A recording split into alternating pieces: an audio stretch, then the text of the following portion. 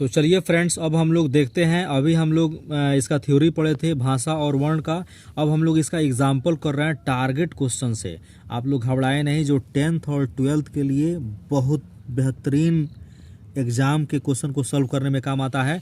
तो हम समय को बर्बाद न करते हुए पूरे क्वेश्चन को हम बहुत स्पीडली आपको बताएंगे ताकि आपको कॉन्सेप्ट क्लियर हो जाए। चलिए हम लोग देखते हैं, कौन सी लिपि दाईं से बाईं ओर लिखी जाती है। आप इसको देख के घबराए नहीं। आज तक हम लोग जो भी हिंदी लिखते हैं वो बायां से दायां इधर से लिखते हैं, लेकिन जितने भी उर्दू वाले विद्यार्थी हैं वो दाएं से बाएं इधर से लिखते हैं। तो इसीलिए इसका ऑप्शन हो जाएगा, कौन सी लिपि दाईं और बाईं ओर लिखी जाती है। तो उर्दू लिखी जाती है, तो उर्दू कौन लिपि में आती है, तो फारसी लिपि में आती है। अभी आपको हम पढ़ाए हैं कि उर्दू किस लिपि में आती है, तो फारसी लिपि में आती है। चलिए, D is correct answer.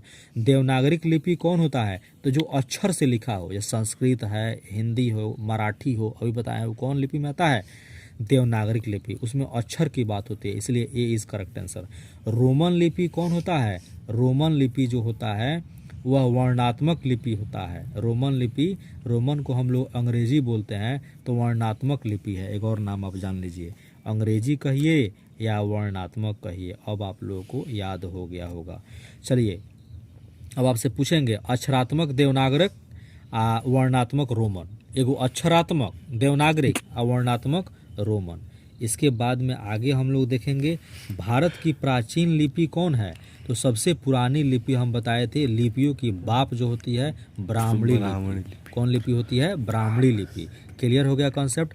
Hindi की लिपि कौन है, आप लोग को मालूम है, देवनागरिक। अब बढ़ते चलिए, संस्कृत, मराठी और नेपाली की लिपि कौन है, देवनागरिक। ऑप्शन क्लियर होते जा रहा है, एकदम परीक्षा में राम बाण की तरह साबित होगा, आप घबराए नहीं। वर्ण, अब आप लोग को बोले हैं ना कौन कौन, तो एक बार और याद करा देते हैं। क ख ग घ अंग कंठ वर्ण, च छ ज झ इय जो होता है आपको इचियस, ई आ स तालु से बोला जाता है। टठ डढ़ अड़ मूर्धा से बोला जाता है। रटरस, उसमें र और स भी आ जाता है। और तथ दध न दंत से बोला जाता है। पफ ब म ऊँट से बोला जाता है। अब आप लोग बताइए, द तो त थ द दांत से, तो कौन मारेगा, दंत। Clear concept. निम्नलिखित में से अघोष वर्ण किसे कहते हैं। देखिए आ गया घोष और अघोष। अभी आप लोग बोले हैं कि प्रत्येक वर्ग में तीसरा, चौथा और पांचवा, तीसरा, चौथा और पांचवा। तो ग घ अंग घोष है, आ क ख अघोष है। इसी तरीका से अब आप लोग बता दीजिए अघोष वर्ण कौन है, तो च है अघोष वर्ण। च है अघोष वर्ण। आप लोग को आ गया क्यों है च, देखिए ना, च छ ज झ इया, तो 3 गो हो गया घोष, आ च छ अघोष। क्लियर हो गया। स का उच्चारण स्थान क्या है, देखिए ना, स का उच्चारण कह रहा है, स का उच्चारण स्थान आपको क्या है, तालु है। कैसे तालु है, हम लोग इचियस, इचियस बताए थे ना, च छ ज झ इय आ स, तो स का उच्चारण स्थान क्या है बाबू, तालु। ई का उच्चारण स्थान, अब ई देखिए, इचियस, इचियस, ये भी तालु। क्लियर कॉन्सेप्ट हो रहा है हमारा ट्रिक से, नहीं तो फिर नहीं समझ में आएगा। आप लोग सारे टीचर लोग बता देंगे च छ ज झ इय, उससे नहीं होगा। देखिए ई आप अभी में कन्फ्यूजन आ जाएगा, तो आप लोग समझिए, सर बताए हैं रूपेश सर, इचियस यानी कि तालु। ल का उच्चारण स्थान, तो ल य र ल, ल का उच्चारण स्थान होता है दंत, दंत, तो दंतोष्ठ, दंतोष्ठ यानी कि दंत होता है। ल यानी कि अब आता है हिंदी में ह्रस्व स्वर है, हिंदी में ह्रस्व स्वर, ह्रस्व स्वर की संख्या कितनी होती है, 4 होती है। ह्रस्व स्वर नहीं बताए हैं, ह्रस्व, तलाबे स, मूर्धन स, दंत स, एगो ह। Clear concept, clear. Rupesh sir का कॉन्सेप्ट क्लियर है और आप लोगों को भी क्लियर कॉन्सेप्ट कराएंगे। अभी उन्होंने बताया ह्रस्व चाहे संघर्षी, ये सब आपको 4 गो होता है बाबू। कौन कौन, तलाबे स, मूर्धन स, दंत स और उसके बाद में ह। कॉन्सेप्ट क्लियर है। चलिए, बी इज। अ का उच्चारण स्थान क्या है, आप लोग घबराए नहीं। अ का कंठ मैंने बताए थे, अकह, अकह बताए थे, क ख ग अंग अ कंठ। क्लियर है। र रिटरस, रिटरस बताए थे बाबू, मुर्दा, रिटरस। आप लोग मेरे वीडियो में देखो, रिटरस मुर्दा है। क्लियर। निम्नलिखित में से घोष वर्ण, फिर घोष आ गया, एक को क्वेश्चन नहीं छोड़ने देंगे, रूपेश सर का क्लास है, आप घबराइए नहीं। निम्नलिखित में से घोष वर्ण कौन सा है, तो घोष अभी बताइए। देखिए घोष में आपको पता करना है ना, तो घोष पता कीजिए। यहाँ पर स पूछ रहा है, स नहीं है, स तो संघर्षी है। ह जहाँ तक बात पूछ रहा है, देखिए ह है, यानी कि आप ह देखिए, ह संघर्षी व्यंजन है, सॉरी घोष वर्ण है, अ और ज नहीं होगा। निम्नलिखित में से किसका उच्चारण कंठ है? अब कितने लोग को मालूम नहीं है कि ह है कि नहीं है, तो हमने लिखाया है, वीडियो में बताए हैं कि य र ल व ह, ये सब आपको मालूम है, ये होता है घोष में आता है, ये सब लिखाए हैं। निम्नलिखित में किसका उच्चारण कंठ से होता है? कंठ से, क ख ग घ अंग, यानी कि अकह, अकह, तो प नहीं होगा, स नहीं होगा, ज नहीं, ख आपको पहले ही लग गया, क ख अंग, ये भी क्लियर हो गया। हिंदी में अंतः अस्त वर्ण की संख्या कितनी है? तो हिंदी में अंतः अस्त की संख्या कितनी है? 4 है। अब जो भी विद्यार्थी को नहीं मालूम है कि अंतः अस्त की संख्या कितनी है, तो हमारे वीडियो में चेक करें, अंतः अस्त की संख्या 4 है। अगर किनको नहीं मालूम है फिर आगे बता देंगे। य को किस वर्ण से अंतर्गत रखा गया है? तो य को व्यंजन वर्ण के अंतर्गत रखा गया है। य को कौन वर्ण के अंतर्गत रखा गया है? व्यंजन वर्ण। देखिए इसे अ, आ, ई, उ, ए, ऐ, ये सब स्वर वर्ण है। कौन वर्ण है? ये स्वर वर्ण है, लेकिन ये व्यंजन वर्ण है। चलिए अब हम यहाँ पर दिखाते हैं, इचियस में ये आ रहा है ना, इसीलिए व्यंजन। निम्नलिखित में शुद्ध अशुद्ध, अभी सब तो पढ़ा दिए हैं। ओके, चलिए हम लोग फिर देख रहे हैं। य, र, ल और व अंतः अस्त व्यंजन है, यहाँ क्लियर कर रहे हैं। य, र, ल और व अंतः अस्त व्यंजन है। उसमें व्यंजन कहिए, तालाबे से इसमें स लगा हो, तालाबे स, मूर्धन्य स, दंस और ह उसमें व्यंजन है। तो चलिए फ्रेंड्स, हम लोग संज्ञा के बारे में थोड़ा सा देखें इसको। संज्ञा बहुत ही इंपॉर्टेंट टॉपिक है जो आपके एग्जाम में आने जा रहा है। तो देखिए संज्ञा क्या है? संज्ञा उस विकारी शब्द को कहते हैं, संज्ञा उस विकारी शब्द को कहते हैं जिससे किसी प्राणी, वस्तु, स्थान या भाव के नाम का बोध हो। जिससे किसी प्राणी या स्थान, वस्तु आदि के या भाव के नाम का बोध हो, उसे संज्ञा कहते हैं। जैसे प्राणी में रमेश हो गया, स्थान में पटना हो गया, वस्तु में सोना हो गया, भाव में बुढ़ापा हो गया, इत्यादि। Clear concept? भाव क्या होता है ना, इसे छाव करना, बुढ़ापा, मिठास, ये सब आपको हो गया भाव। तो चलिए संज्ञा उसे कहते हैं जिसे प्राणी, स्थान, वस्तु आदि, भाव आदि के नाम को संज्ञा कहते हैं। संज्ञा के भेद कितने होते हैं दोस्त? यहाँ से बहुत क्वेश्चन पूछता है। संज्ञा के 5 भेद होते हैं। संज्ञा के कितने भेद होते हैं? 5। व्यक्तिवाचक, जातिवाचक, भाववाचक, समूहवाचक, द्रव्यवाचक। तो सबसे पहले हम लोग देखेंगे व्यक्तिवाचक। व्यक्तिवाचक क्या है? तब व्यक्तिवाचक जिससे किसी व्यक्ति, वस्तु या स्थान का बोध हो, माने किसी खास व्यक्ति या स्थान, वस्तु आदि का बोध हो। जैसे कृष्णा किसी खास व्यक्ति का बोध है, अर्जुन, दिल्ली, पटना, ये सब किसी खास का बोध हो, उसे व्यक्तिवाचक संज्ञा कहते हैं। और जातिवाचक जिससे पूरे जाति भर का बोध हो, जिससे पूरे जाति भर का बोध हो। हाँ, जातिवाचक जिससे पूरे जाति का बोध हो।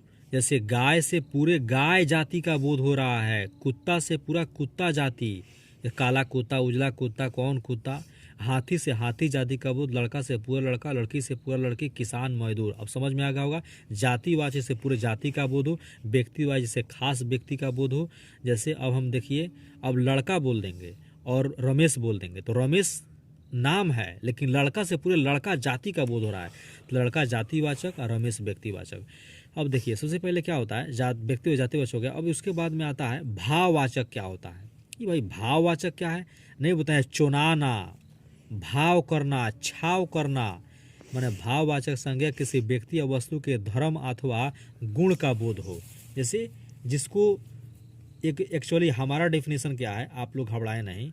भाववाचक संज्ञा उस संज्ञा को कहते हैं कि जिससे अनुभव किया जा सके, जिसको छुआ नहीं जा सके, जिसको परखा नहीं जा, जिसको छुआ नहीं जा सके, इसको केवल महसूस किया जाए। जैसे मिठास, जब कोई रसगुल्ला खाते हैं तो मिठास का महसूस होता है, तो मिठास, खटास, ये सब भाववाचक। चुनाना, बुढ़ापा कैसे पहचानोगे? कोई थर्मामीटर है, चेक कर लो बुढ़ापा है, ये महसूस करते हैं कि हम क्या है, बूढ़े हो गए हैं।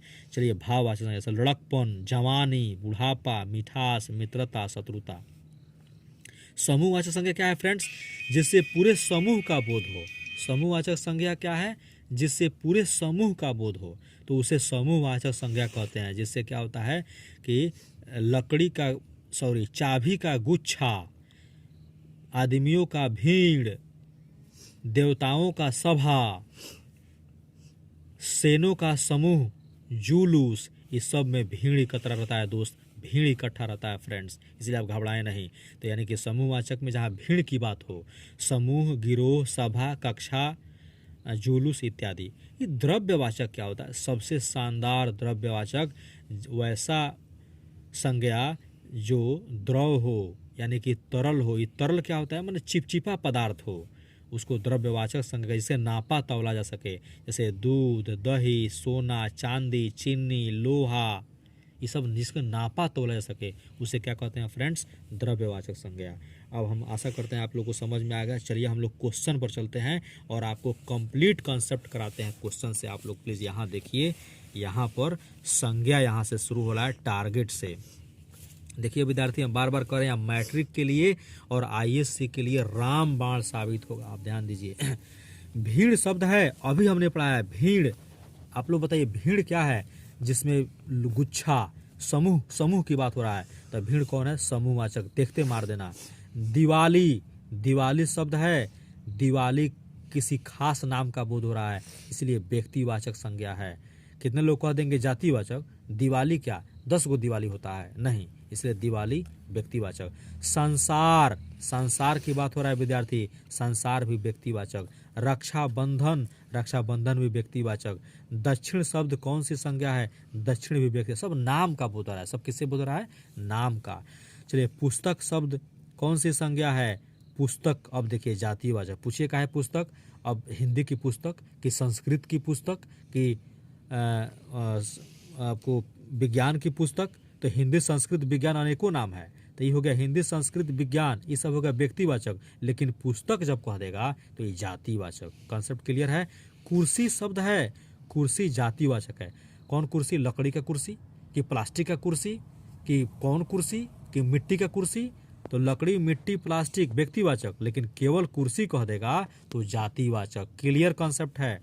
चलिए, अर्थ के विचार से संज्ञा के कितने भेद होते हैं? तो अर्थ के विचार से संज्ञा के 5 भेद होते हैं। अरे यार, अर्थ कहो चाहे कुछ कहो, संज्ञा के तो 5 भेद होते हैं, व्यक्तिवाचक, जातिवाचक, द्रव्यवाचक, समूहवाचक, भाववाचक। क्लियर है? आगे बढ़ते हैं।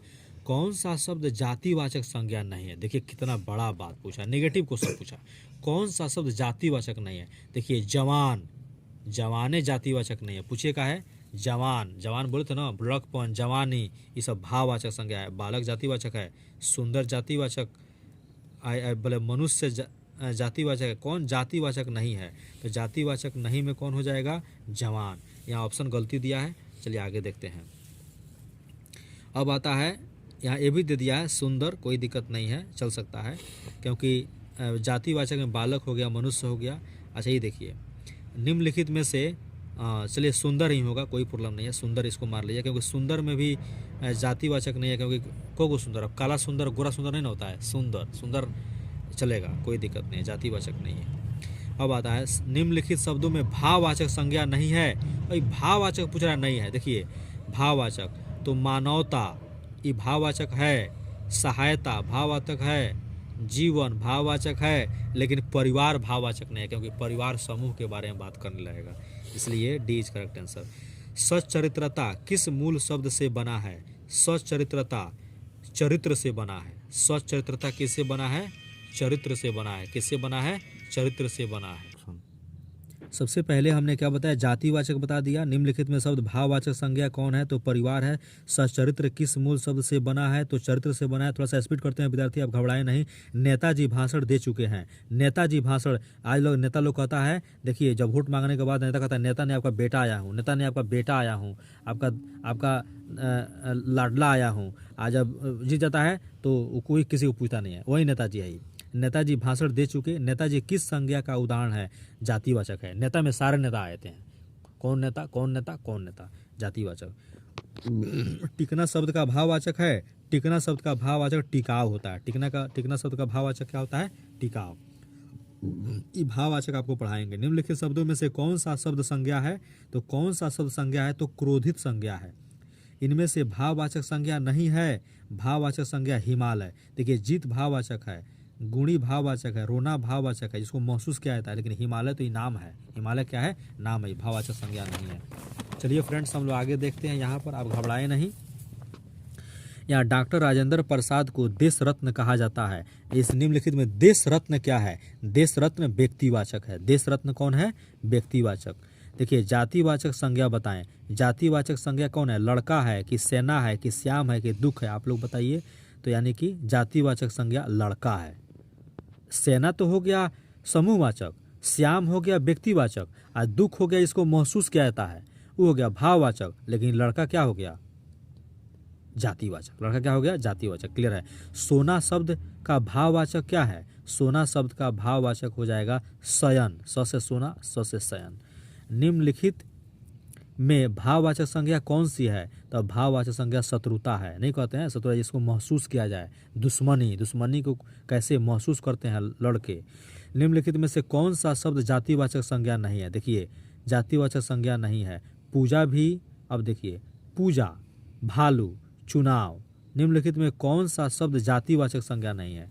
देखिए भालू जो है, तो भालू में भी कई प्रकार के भालू होते हैं, ये तो जातिवाचक नहीं है।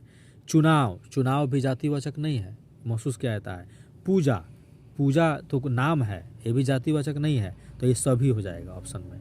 निम्नलिखित संज्ञा विशेषण जोड़ी में से कौन सा सही नहीं है? संज्ञा विशेषण जोड़ी तो प्रांत प्रांतिक, विष विषैला सही है, पिता पैतृक सही है, आदि आदिम सही है, लेकिन प्रांत पैतृक सही नहीं है। पंत जी छायावादी कवियों में महान थे। निम्नलिखित शब्द का संज्ञा पंत जी। पंत जी कौन है? तो व्यक्तिवाचक है, नाम की बात हो रहा है। जटिल विशेषण के लिए निम्नलिखित में से उपयुक्त संज्ञा होगी। जटिल विशेषण के लिए समस्या, जटिल नहीं होता, बड़ी जटिल काम बा, जटिल के का हुई समस्या का हुआ।